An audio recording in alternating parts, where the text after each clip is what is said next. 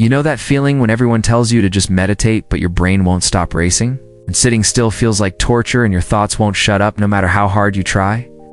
What if I told you that your inability to meditate the traditional way doesn't mean meditation isn't for you?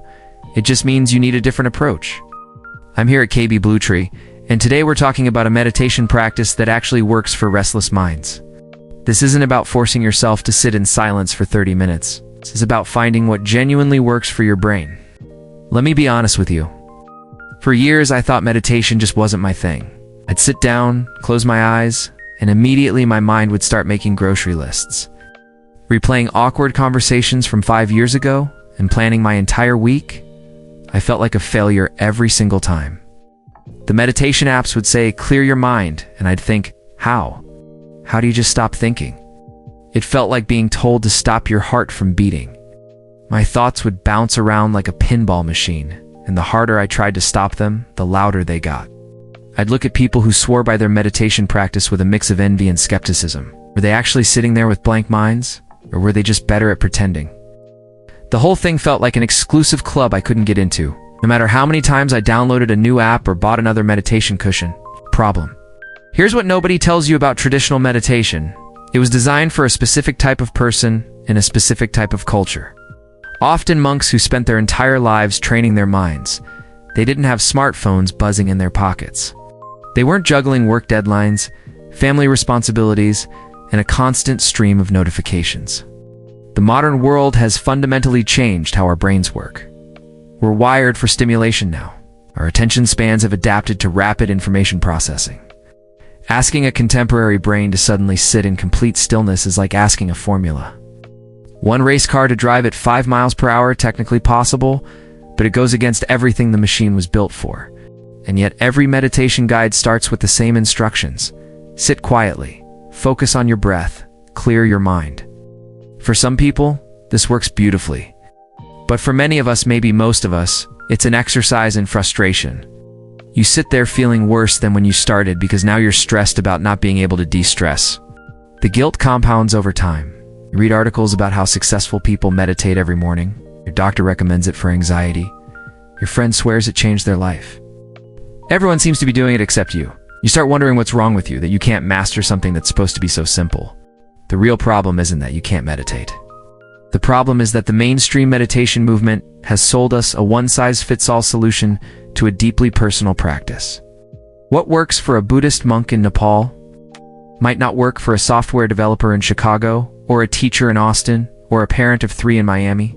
Your restless mind isn't a bug, it's a feature. It means you're engaged with life, processing information, solving problems. The goal isn't to shut that down completely. The goal is to find a way to give your mind the rest and reset it needs without fighting against its fundamental nature. Think about it this way. We don't all exercise the same way. Some people love running, others prefer swimming, some need team sports to stay motivated. We understand that physical fitness comes in different forms. But somehow with meditation, we've convinced ourselves there's only one legitimate path. Here at KB Blue Tree, we believe in meeting people where they are. Not where some ancient tradition says they should be, but where they actually are right now, with their real lives and their real brains. Solutions? So what's the alternative? Let me share what actually works for people who think they can't meditate. These aren't cheats or shortcuts. They're legitimate meditation practices that honor how your brain actually functions. First, there's movement meditation. This is where you meditate while moving your body. Walking meditation is the most accessible version. Simply walk at a normal pace and pay attention to the physical sensations, your feet touching the ground, the swing of your arms, the rhythm of your breath. Your mind has something to do, which paradoxically makes it easier to find that meditative state. You can also try yoga, tai chi, or even washing dishes mindfully. The key is bringing full attention to the physical experience of what you're doing. This gives your racing thoughts something to anchor to. It's not about stopping thoughts, it's about channeling them toward. Present moment awareness through physical sensation. Second, there's guided meditation with a strong narrative structure. Your brain loves stories. If sitting in silence doesn't work, try guided meditations that take you on a journey walking through a forest. Floating on a cloud, exploring a peaceful beach, the narrative gives your mind something to follow instead of wandering off into anxiety territory. Apps and YouTube channels offer thousands of options here. The trick is finding a guide whose voice and pacing work for you. Don't be afraid to shop around. Some people need a calm, slow voice. Others need something more energetic. Like and subscribe to KB Bluetree for more insightful content that helps you find what works for your unique brain. Third, try body scan meditation. This involves systematically bringing attention to different parts of your body, from your toes to the top of your head. It works because it gives your mind a specific task. You're not trying to think about nothing. You're actively noticing tension, relaxation, warmth, coolness, whatever sensations are present in each body part. This practice is especially powerful for people who live in their heads. It brings you back into physical awareness without requiring you to sit perfectly still with a blank mind. You can do it lying down, which removes the physical discomfort that makes traditional sitting meditation so challenging for some people. Fourth, consider breath work with counting. Instead of just watching your breath, you count each inhale and exhale up to 10, then start over. When you lose command, you will lose simply start again at 1. This gives your mind a job. It's active, not passive. The counting becomes a focal point that's easier to maintain than abstract breath awareness. There are also more advanced breathing techniques, like box breathing or alternate nostril breathing. These involve specific patterns that require just enough concentration to keep your mind engaged without overwhelming you.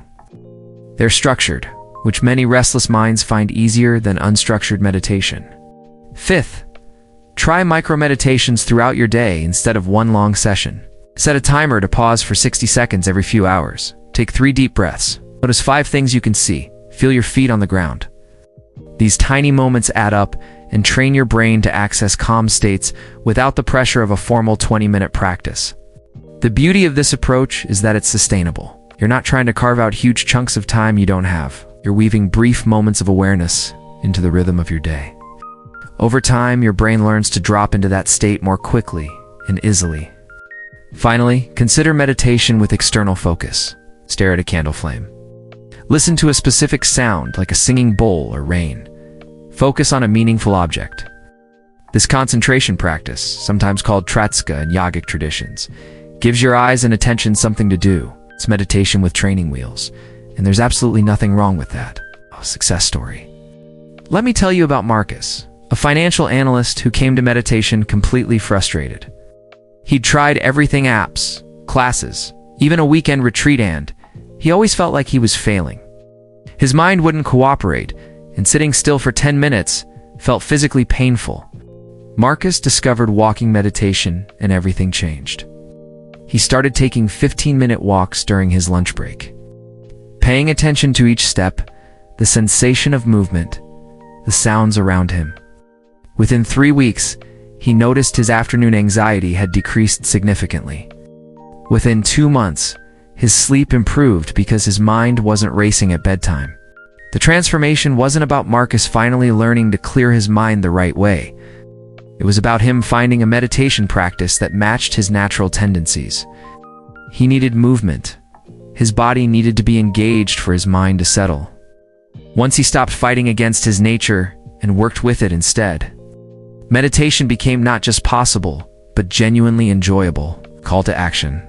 Here's what I want you to take away from this. If traditional meditation hasn't worked for you, you're not broken. You don't lack discipline or focus. You just haven't found your practice yet, and that practice might look nothing like what you see on Instagram or in meditation studios. Start with one technique from today's video. Pick whichever one resonated most with you. Commit to trying it for just 5 minutes a day for 1 week, not 20 minutes, not an hour. 5 minutes. Make it so easy you can't fail. Remember, meditation isn't about achieving some perfect state of emptiness. It's about training your mind to find moments of peace amid the chaos. It's about building a relationship with your own awareness. And there are as many ways to do that as there are people trying to do it. If this resonated with you, please like and subscribe to KB Bluetree for more insightful content about making wellness practices actually work for real people with real lives. Drop a comment telling me which technique you're going to try first. I read every single one, and I'd love to hear about your journey. Your restless mind isn't the problem. The rigid definition of what meditation should look like, that's the problem. No. You have permission to do it differently. Go find your practice. We hope to see you in the next video. Until next time, have a wonderful day.